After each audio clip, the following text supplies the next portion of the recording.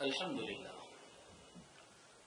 لله رب العالمين والصلاة والسلام على سيد الأولين والآخرين سيدنا ونبينا مولانا محمد وعلى آله وصحبه أجمعين أما بعد.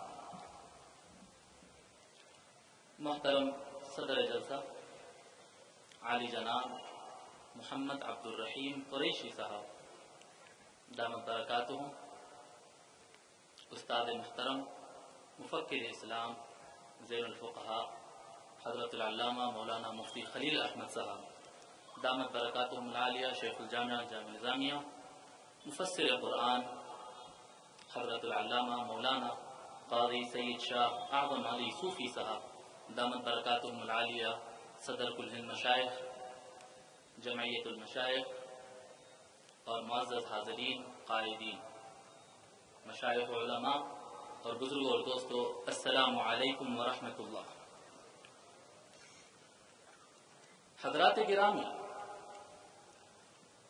میں سمجھتا ہوں کہ آپ حضرات اس بات کو غور فرما رہے ہوں گے کہ سلسلے وار طریقے سے منظم انداز میں حضور اکرم صلی اللہ علیہ وسلم کی شان مبارکہ اور دین اسلام سے متعلق طعنہ زنی اور گستاخیوں کا سلسلہ چل رہا ہے. یہ ایک پروگرام کے تحت کیا جا رہا ہے. ابتداءً کوئی کر دیتا تھا تو بات یہ سمجھ میں آتی تھی کہ کسی گستاخ نے گستاخی کی ہے، اس کے خلاف احتجاج ہونا چاہیے، قانونی کارروائی ہونی چاہیے، اس کو سزائے موت دی جانی چاہیے. لیکن جب مرحلہ آگے بڑھتا گیا اور ہم دیکھ رہے ہیں کہ سلسلے وار گستاخیاں چل رہی ہیں، کبھی اسلام پر طعنہ زنی کی جاتی ہے، اسلام کے اندر نقائص نکالنے کی کوشش کی جاتی ہے، کہ کبھی حضور صلی اللہ علیہ وسلم کی شان مقدسہ میں گستاخی کی جاتی ہے. حالانکہ اللہ تبارک و تعالی نے زمین پر جو اسلام نازل فرمایا تو فرمایا اکملت لکم دینکم، تو ایک ہی دین، ایک ہی مذہب اس روئے زمین پر ہے جو کامل اور مکمل ہے، جس کے کسی اعتبار سے جس میں کوئی نقص نہیں نکالا جا سکتا ہے. محترم بزرگوں اور دوستو، یہ ایک ہی مذہب ایسا ہے جو انسان کی ظاہری رہنمائی بھی فرماتا ہے، باطنی رہنمائی بھی فرماتا ہے. محترم بزرگوں اور دوستو، یہ ہدایت ساری انسانیت کے لیے ہے. اور پھر ایک ہی رات اللہ تبارک و تعالی نے کامل اور مکمل اور اکمل بنایا، وہ ذات سیدنا محمد الرسول اللہ صلی اللہ علیہ وسلم ہے.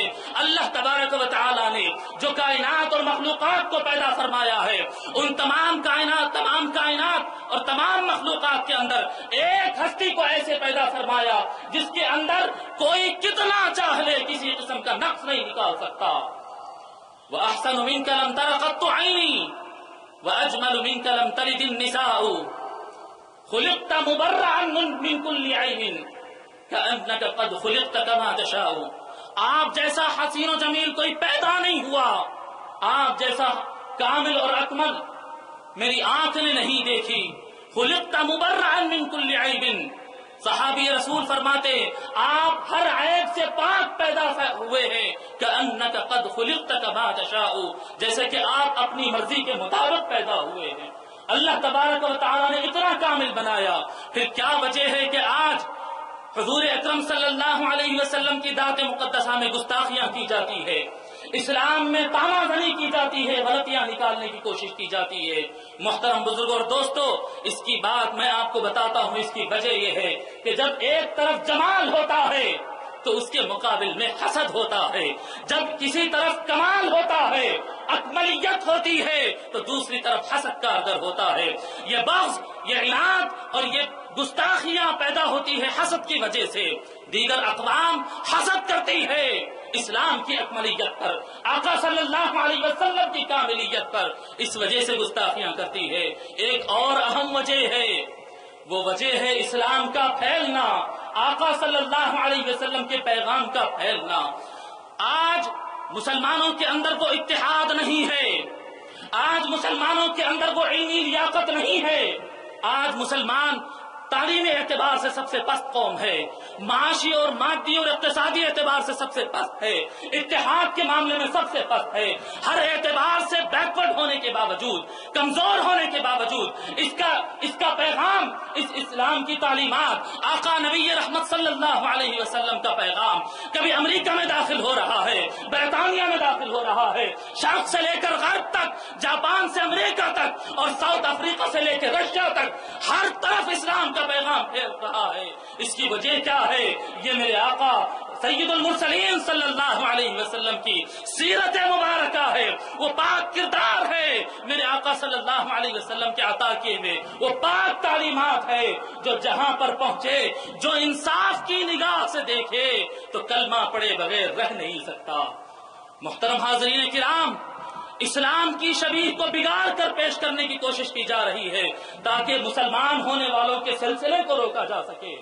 محترم حاضرین کرام، حضور صلی اللہ علیہ وسلم کے مبارک شبیہ کو بگاڑنے کی کوشش کی جا رہی ہے، سیرت کو غلط بیان کرنے کی کوشش کی جا رہی ہے تاکہ یہ اسلام کا سلسلہ روکے، اسلام کو روکنے کی ایک سازش کی جا رہی ہے، اور یہ تو ہونا تھا۔ میں انشاءاللہ تعالی 3-4 منٹ سے زیادہ آپ کے نہیں لوں گا، اور انشاءاللہ تعالی حضرات گرامی چند شرعی امور سے متعلق بات میں آپ سے کر دوں، اور اس میں آپ کو پتہ چل جائے گا انشاءاللہ تعالی کہ عوام کی کیا ذمہ داری ہے۔ عوام کی کیا ذمہ داری؟ قائدین اپنی ذمہ داری ادا کر رہے ہیں، سیاسی قائدین اپنی ذمہ داری ادا کر رہے ہیں، نقیم ملت کو جو اسمبلی اور پارلیمنٹ میں کرنا ہے وہ کر رہے ہیں، ہمارے سیاسی اکابر جو کرنا ہے عالمی سطح پہ کر رہے ہیں، عمائدین اور زعماء اور مشائخ و علماء جو کرنا ہے وہ کر رہے ہیں، مگر میں اور آپ جیسے عوام کو کیا کرنا ہے، ہماری ذمہ داری کیا بنتی ہے، یہ بھی سمجھ لو اور سن لو۔ غور کرو، جب آقا صلی اللہ علیہ وسلم کے زمانے میں گستاخیاں کی گئی، کعب بن الاشرف گستاخی کیا، حضور صلی اللہ علیہ وسلم نے اس کے قتل کا حکم فرمایا۔ ابو رافع یہودی نے گستاخی کیا، حضور صلی اللہ علیہ وسلم نے قتل کا حکم فرمایا۔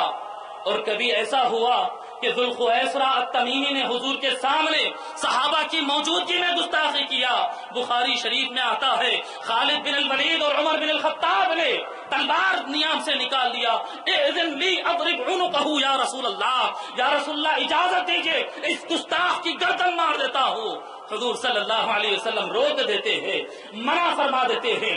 کبھی آقا صلی اللہ علیہ وسلم پر یہودی آ کر السلام علیکم کہتے ہیں، السلام علیکم تم پر سلامتی ہو، السلام علیکم کہتے جس کا معنی ہوتا ہے تم پر موت ہو۔ آقا صلی اللہ علیہ وسلم غضبناک ہونے سے منع فرما دیتے ہیں۔ میرے محترم بزرگوں اور دوستو، یہ قتل کرنا یا نہیں کرنا یہ عمائدین جانتے ہیں، زعماء جانتے ہیں، اور جہاں پر اسلامک اتھارٹی ہو، جہاں پر اسلامی حکومت ہوتی ہو وہاں پر ہوتا ہے یہ۔ لیکن ہم یہاں پر کیا کر سکتے ہیں اور عوامی سطح پر کیا کر سکتے ہیں؟ تو سن لو کہ ہم کوئی پروگرام بنائے تو کامیاب نہیں ہو سکتا، تم کو قرآن کے بتائے ہوئے پروگرام پر چلنا ہوگا۔ احتجاج کرے تو احتجاج کامیاب نہیں ہو سکتا، تم کو قرآن پر عمل کرنا ہوگا۔ آؤ اس ضمن میں قرآن کیا کہتا ہے وہ سنو۔ سورہ آل عمران ہے، آیت نمبر 186 ہے، اللہ تبارک و تعالی کا ارشاد مبارک ہے، لَتُبْلَوُنَّ فِي أَمْوَالِكُمْ وَأَنفُسِكُمْ لَتُبْلَوُنَّ فِي أَمْوَالِكُمْ وَأَنفُسِكُمْ، مسلمانوں بھی ضرور تم کو آزمایا جائے گا، تم کو امتحان سے گزرنا پڑے گا، تمہارے مال و دولت کے مسئلے میں اور تمہاری جانوں کے مسئلے میں۔ اللہ تبارک و تعالی فرما رہا ہے کہ تم کو اپنے جان اور مال کے مسئلے میں آزمایا جائے گا، امتحان لیا جائے گا، تم کو اس سے گزرنا پڑے گا۔ اس کے آگے ارشاد فرماتا ہے لَتُبْلَوُنَّ فِي أَمْوَالِكُمْ وَأَنفُسِكُمْ وَلَتَسْمَعُنَّ مِنَ الَّذِينَ أُوتُوا الْكِتَابَ مِنْ قَبْلِكُمْ وَمِنَ الَّذِينَ أَشْرَكُوا أَذًى كَثِيرًا، اور مسلمانوں یاد رکھو تم سے پہلے جن پر کتاب آئی تھی یعنی یہود اور نصارہ، ان کی طرف سے وَمِنَ الَّذِينَ أَشْرَكُوا، اور جو لوگ شرک کرتے ہیں ان کی طرف سے تم کو بہت سخت اور اذیتناک اور تکلیف دہ باتیں سننا پڑے گا۔ یہ اللہ کا فرمان ہے، یہود تم پر تانا زنی کریں گے، اسلام میں نقص بتانے کی کوشش کریں گے، اللہ کو گالی دیں گے، مصطفیٰ کی شان میں گستاخی کریں گے۔ یہ کام یہود کریں گے، یہ کام عیسائی کریں گے۔ اللہ کہہ رہا ہے وَمِنَ الَّذِينَ أَشْرَكُوا، یہ مشرکین بھی کریں گے، اذًا کثیرا۔ یہ لفظ پہ غور کرنے کی ضرورت ہے۔ اللہ تبارک و تعالیٰ فرمایا کہ جو گستاخیاں اللہ کی شان میں اور مصطفیٰ کی شان میں تم سنو گے، یہ اذًا کثیرا، یہ بڑی زیادہ تکلیف دینے والی چیز ہوگی۔ اللہ نے فرمایا مال میں آزمایا جائے گا، یہ تکلیف ہوگی، جان میں آزمایا جائے گا، یہ تکلیف ہوگی، مصطفیٰ کی شان میں گستاخی ہوگی، یہ بڑی اور بہت زیادہ تکلیف ہوگی۔ اللہ تبارک و تعالی یہاں پر مسلمانوں کی کیفیت کی ترجمانی فرمایا اذًا کثیرا۔ مولا آج ہو رہی ہے گستاخیاں، ہمارے ذہن کام نہیں کرتے، مولا ہم کیسے احتجاج کریں، ہم کیا رویہ اپنائیں؟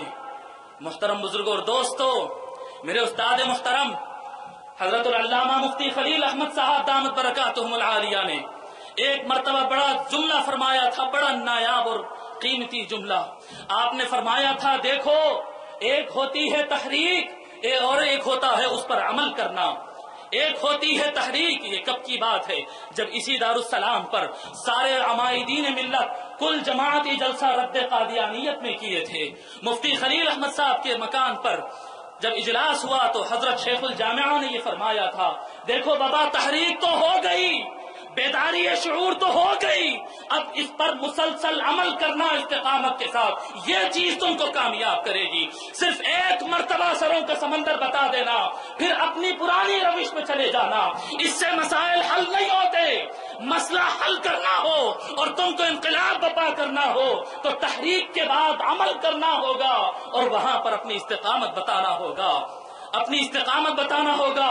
آپ پوچھو مولا اب کیا کریں؟ یہود ہمارے دین کو گالی دیتے ہیں، نصرانی ہم کو برا بھلا کہتے ہیں، گستاخ کفار و مشرکین ہمارے نبی رحمت، ہمارے محبوب، ہمارے دل و جان کو گالی دیتے ہیں، ہم کیا کریں؟ اللہ تبارک و تعالیٰ دو بات فرما دیا اور فرما دیا اسی میں تمہاری کامیابی ہے۔ اللہ تبارک و تعالیٰ فرمایا وَلَتَسْمَعُنَّ مِنَ الَّذِينَ أُوتُوا الْكِتَابَ مِن قَبْلِكُمْ وَمِنَ الَّذِينَ أَشْرَكُوا أَذًى كَثِيرًا وَإِن تَصْبِرُوا وَتَتَّقُوا فَإِنَّ ذَلِكَ مِنْ عَزْمِ الْأُمُورِ۔ بڑی ہمت کا کام ہے، اللہ فرما رہا، بڑی ہمت کا کام ہے، کامیابی کا راز ہے، تمہاری پیش قدمی کی بات ہے۔ سارے لوگ ہار جائیں گے، تم جیت جائیں گے۔ اللہ فرماتا ہے ان ذالک من عزم الامور، دو چیزوں پر تم کو عمل کرنا پڑے گا۔ ایک فرمایا وَإِن تَصْبِرُوا، مسلمانوں صبر کا دامن ہاتھ سے نہیں چھوڑنا، صبر کا دامن ہاتھ سے نہیں چھوڑنا۔ دیکھیے آپ، جب کبھی احتجاج ہوتا ہے، قائد جس طرح سے بتائے اس طرح سے احتجاج ہو تو احتجاج نفع بخش ہوتا ہے۔ قائد کے کنٹرول سے باہر اگر احتجاج کرو گے تو پھر آئینہ ٹوٹے گا، پھر بس جلے گی، پھر پتھر مارا جائے گا، پھر جانیں گوائی جائیں گی۔ ارے گستاخی کرنے والا، امریکہ میں بیٹھ کر گستاخی کسی نے کر دیا، ہم یہاں پر اپنے ہندوستان کا آئینہ توڑ رہے ہیں، ہم اپنے عربستان کے بسیں جلا رہے ہیں۔ ارے کس نے گستاخی کی اور کہاں پر سزا دی جا رہی ہے؟ دیکھو اللہ کے حکم پر عمل نہیں کرنے کی وجہ سے ایک دن کے احتجاج میں پاکستان میں 19 مسلمان مارے گئے۔ ارے کس نے گستاخی کی تھی؟ وہ اللہ نے فرمایا وَإِن تَصْبِرُوا، حواس باختہ نہیں ہو جانا، پاگل نہیں ہو جانا، کنٹرول میں رہنا۔ یقیناً ہماری جان، مال، عزت، آبرو، ماں باپ سب سے زیادہ مصطفیٰ بڑھ کر ہے، لیکن جواب دینے کا طریقہ اپنے دماغ سے بناؤ گے، شکست کھا جاؤ گے۔ اللہ کے دیے ہوئے فارمولے پر عمل کرنا پڑے گا۔ اللہ فرماتا ہے وَإِن تَصْبِرُوا، پہلا قاعدہ یہ ہے کہ صبر کرو۔ الصبر احتمال الاذى والمکروہ، تکلیف جو چیز دیتی ہے اس کو لے کر برداشت کرنا۔ امام خازن بیان کرتے ہیں، دوسرا طریقہ بتاتے ہیں۔ پہلی شرط وَإِن تَصْبِرُوا، دوسری شرط فرماتے ہیں وَتَتَّقُوا، مسلمان پہلے تو صبر کر، خود کو کنٹرول میں لا۔ دوسرا فرماتے ہیں وَتَتَّقُوا، اور تقویٰ کر، تقویٰ کی راہ اختیار کر۔ مسلمان تقویٰ کی راہ کیا ہے؟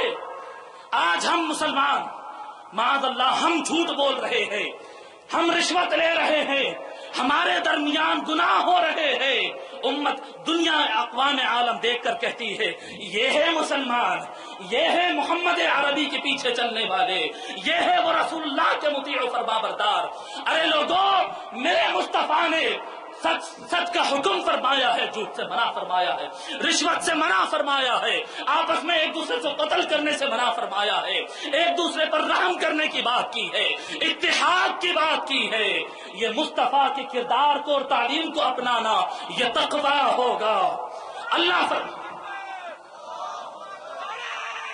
اللہ تبارک و تعالی فرماتا ہے، اللہ تبارک و تعالی فرماتا ہے وَإِن تَصْبِرُوا، اگر تم خود کو کنٹرول میں لاؤ۔ دیکھیے میں آپ کو پہلے بتا دیا، قائدین جو کرنا ہے وہ اپنا کام کریں گے، میں ہماری اور آپ کی بات کر رہا ہوں، ہم عوام کی بات کر رہا ہوں۔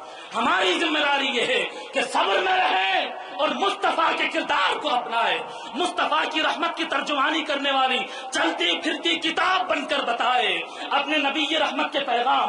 میرے مصطفیٰ عورتوں کے ساتھ کیسے تھے، میرے مصطفیٰ بچوں کے ساتھ کیسے تھے، میرے آقا مظلوموں کے ساتھ کیسے تھے، میرے آقا یتیموں کے ساتھ کیسے تھے۔ اس کو تیلگو میں لکھو، اس کو انگلش میں لکھو، ملیالم اور تامل میں لکھو، غیر مسلموں تک پہنچاؤ، بتاؤ نبی رحمت کیسے تھے۔